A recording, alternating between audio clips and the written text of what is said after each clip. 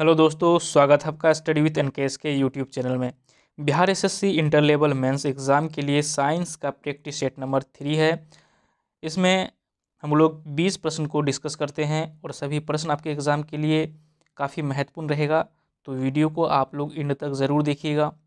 साथ ही चैनल पे पहली बार आए हैं तो चैनल को ज़रूर सब्सक्राइब करिए और दोस्तों वीडियो अच्छा लगे तो लाइक और शेयर भी ज़रूर करिएगा।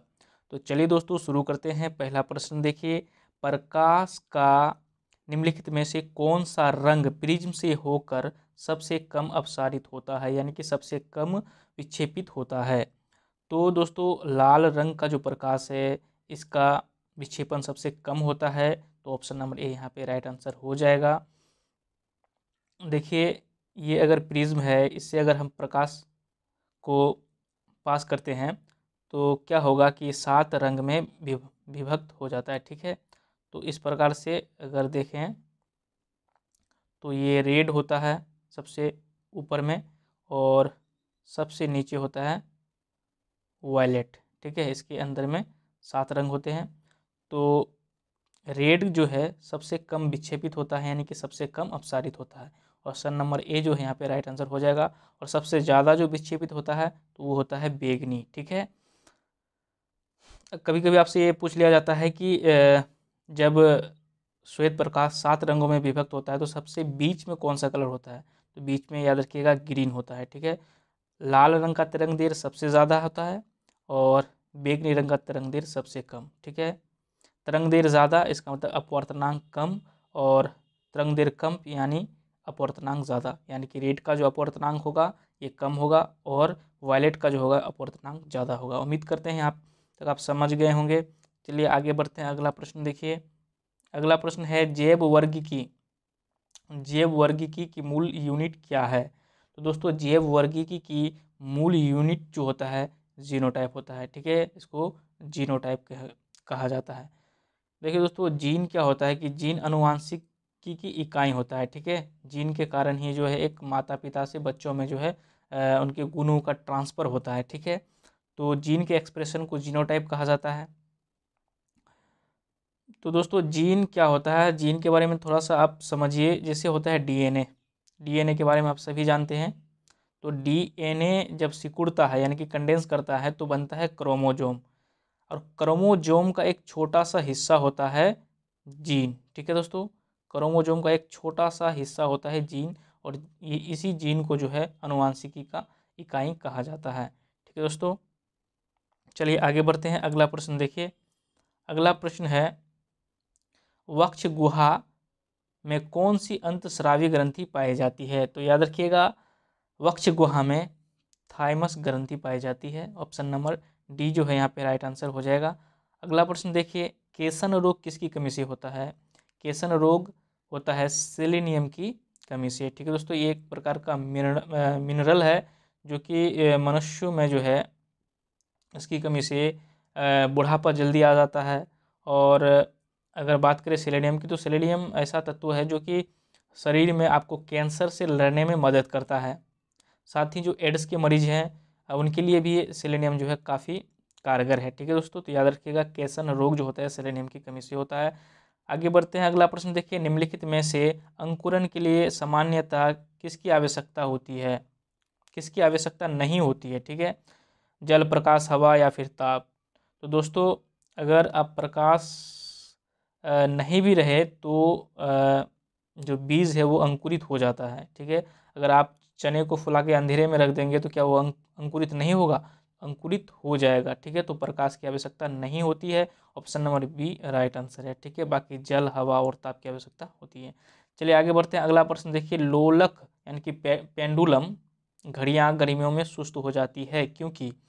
देखिए दोस्तों गर्मियों में क्या होता है, जो पेंडुलम का जो लोलक है, लोलक का की जो है लंबाई बढ़ जाती है। ठीक है, लंबाई बढ़ने से उसका आवर्तकाल बढ़ जाता है, इसलिए वो सुस्त हो जाता है। ऑप्शन नंबर सी जो है यहाँ पे राइट आंसर हो जाएगा, लोलक की लंबाई बढ़ जाती है। आगे बढ़ते हैं। अगला प्रश्न देखिए, गंगा नदी में बीओडी सर्वाधिक मात्रा में पाया जाता है कहाँ से कहाँ के बीच, कहने का मतलब यहाँ पे है। तो दोस्तों बीओडी का मान जो है गंगा नदी में कानपुर से इलाहाबाद के बीच पाया जाता है। ऑब्वियसली है, कानपुर और इलाहाबाद से बड़े शहर हैं और यहाँ बहुत बड़े बड़े कारखाने होंगे, तो यहाँ से जो जितने भी अपशिष्ट निकलते हैं, जो गंदगी वगैरह या फिर जो गंदा पानी वगैरह होता है, वो कहाँ पे, गंगा में जाके मिलता है। तो इससे क्या होगा कि वहाँ पे बीओडी का मात्रा जो है सर्वाधिक होगा। ठीक है दोस्तों, तो याद रखिएगा शुद्ध जल का बीओडी जो होता है, शुद्ध जल का जो बीओडी होता है वो 0 होता है। ठीक है, शुद्ध जल का बीओडी मान, यानी कि बीओडी का मतलब होता है बायोलॉजिकल ऑक्सीजन डिमांड। ठीक है दोस्तों, बीओडी मतलब बायोलॉजिकल ऑक्सीजन डिमांड। और और ये जो बीओडी का मान है, इसका बीओडी का मान बढ़ने पर जो है क्या होता है कि ऑक्सीजन की मात्रा कम होती जाती है। जितना ज़्यादा बीओडी होगा उतना कम जो होगा वहाँ के पानी में ऑक्सीजन जो है कम होगा। ठीक है दोस्तों, बायोलॉजिकल ऑक्सीजन डिमांड के कारण क्या होता है कि बहुत सारे जो जलीय जीव हैं वो सर्वाइव नहीं कर पाते हैं, उनकी मृत्यु तक हो जाती है।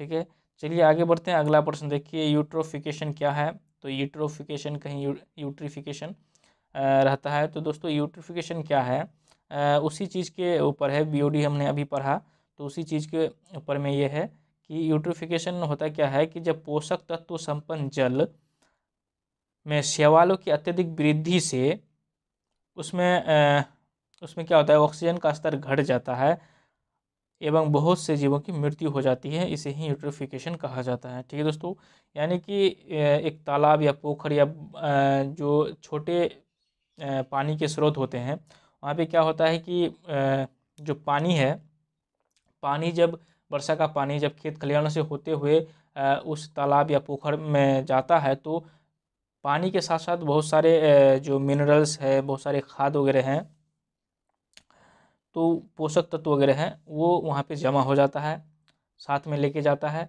तो जिससे क्या होता है कि वहाँ के पानी में जो है शैवालों की और कुछ जंगली पौधे का जो है, एल्गी वगैरह का जो है बहुत ज़्यादा जो है वृद्धि होने लगता है, जिसके कारण वहाँ पे भी वही चीज़ होता है, बीओडी का जो मान होता है वो बढ़ने लगता है, और जिसके कारण जो है जलीय जीवों की मृत्यु शुरू हो जाती है। ठीक है दोस्तों, तो यूट्रोफिकेशन का मतलब आप समझ गए होंगे, ऑप्शन नंबर बी जो है यहाँ पे राइट आंसर हो जाएगा। चलिए आगे बढ़ते हैं। अगला प्रश्न देखिए, लैक्टोमीटर क्या है। लैक्टोमीटर एक प्रकार का क्या है। तो दोस्तों लैक्टोमीटर एक प्रकार, क्योंकि मिल्क को मापता है, मतलब शुद्धता को, दूध की शुद्धता को मापता है लैक्टोमीटर। तो दूध क्या है, लिक्विड है, यानी कि द्रव है, तो ये क्या हो जाएगा, एक प्रकार का हाइड्रोमीटर है। ठीक है, हाइड्रोमीटर। लैक्टोमीटर से हम किसको मापते हैं, दूध की शुद्धता की जांच करते हैं। तो ऑप्शन नंबर ए जो है यहाँ पे राइट आंसर हो जाएगा। अगला प्रश्न देखिए, वस्तुओं में आवेशन किसके स्थानांतरण, सॉरी यहाँ पे थोड़ा सा गड़बड़ है, किसके होगा, किसके स्थानांतरण के फलस्वरूप होता है। तो वस्तुओं में आवेशन यानी कि जो करंट है वो किसके स्थानांतरण के कारण जो है होता है। तो याद रखिएगा, इलेक्ट्रॉन के स्थानांतरण के कारण जो है आवेश का जो है बहाव होता है। ठीक है दोस्तों, ऑप्शन नंबर ए यहाँ पे राइट आंसर हो जाएगा। आगे बढ़ते हैं। अगला प्रश्न देखिए, किसी तत्व का परमाणु भार ज्ञात करने के लिए निम्नलिखित में से किसके साथ उस तत्व के परमाणु भार की तुलना किया जाता है। तो याद रखिएगा, किसी तत्व का परमाणु भार ज्ञात करने के लिए हाइड्रोजन के परमाणु भार से उसका जो है तुलना किया जाता है। ऑप्शन नंबर सी जो है यहाँ पे राइट आंसर हो जाएगा। चलिए दोस्तों आगे बढ़ते हैं। अगला प्रश्न देखिए, किसी परमाणु के एक इलेक्ट्रॉन हटा देने के बाद वह परमाणु क्या कहलाता है। देखिए सोडियम है, सोडियम एक जो है इलेक्ट्रॉन को त्यागता है, क्योंकि 11 जो है इसका परमाणु संख्या है। ठीक है, तो ये क्या होता है, 2, 8 और 1, तो यहाँ पे इसका अष्टक पूरा है, तो एक इलेक्ट्रॉन को ये त्यागता है, तो यहाँ पे क्या आता है, प्लस, यानी कि धनायन। आप कभी देखे होंगे इस प्रकार से आप, ठीक है, सोडियम प्लस, ठीक है, इसको धनायन कहा जाता है। तो एक इलेक्ट्रॉन को त्याग अगर करता है तो क्या बनता है, धनायन बनता है। Option number D right answer हो जाएगा। चलिए आगे बढ़ते हैं। अगला प्रश्न देखिए, किसी चालक की लंबाई में वृद्धि होने पर उसके प्रतिरोध का मान क्या होगा, बढ़ेगा, घटेगा, समान रहेगा या फिर शून्य हो जाएगा।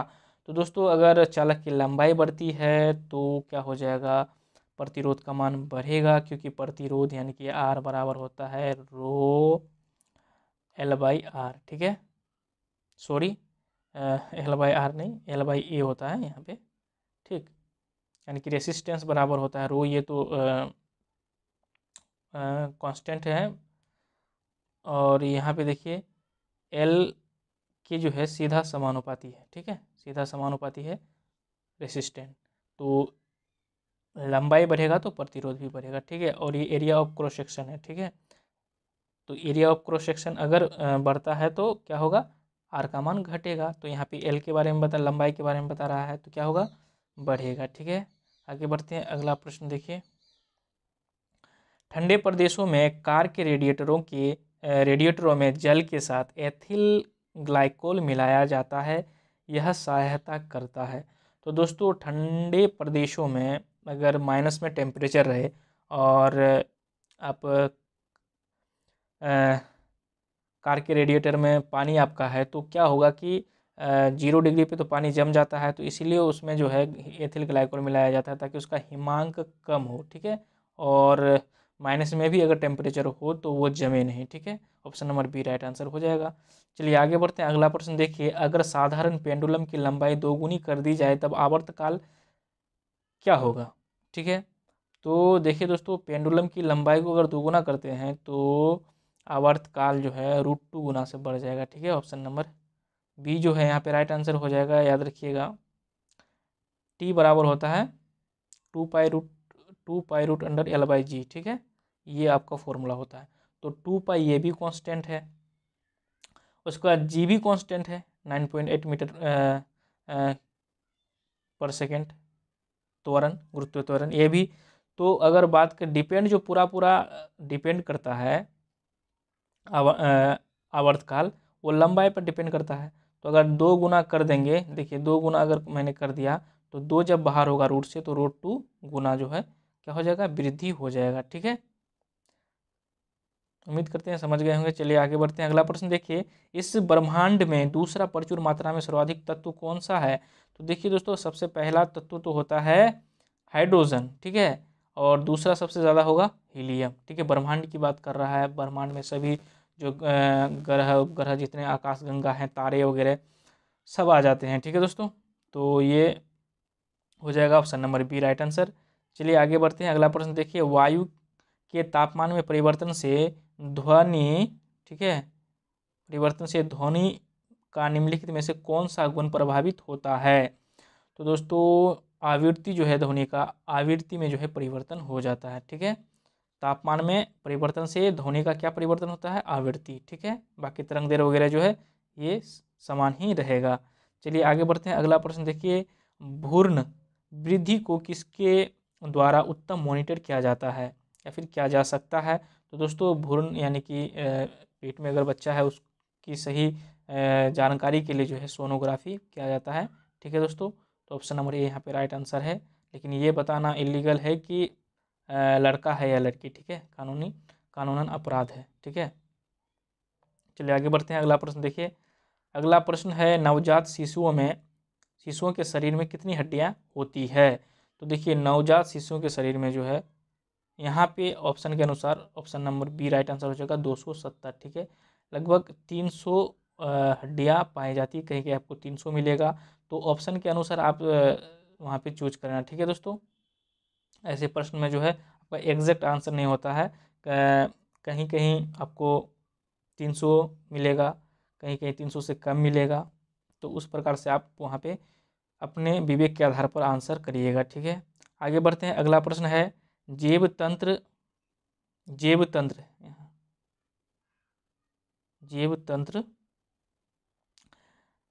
में संख्या की दृष्टि से सर्वाधिक बहुतायत में कौन सा तत्व पाया जाता है। यहाँ जैव तंत्र की बात कर रहा है, तो जैव तंत्र में नाइट्रोजन सबसे ज़्यादा पाया जाता है, आपको पता ही होगा।